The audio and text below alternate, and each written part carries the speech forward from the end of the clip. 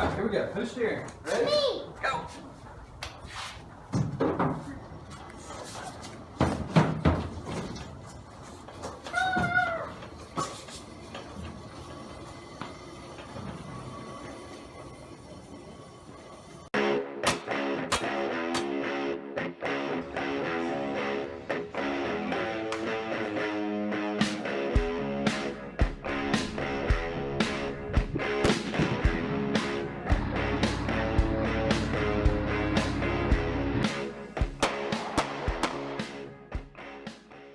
I'm gonna work on getting this steering column loose from the frame and getting those bolts out and getting this cab off. Good luck, here we go. Alright, so I've gotten all the, if I can adjust this here, corner bolts out.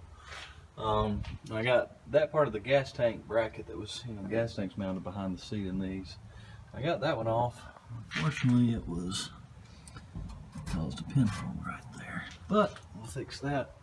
And I run into something else with that.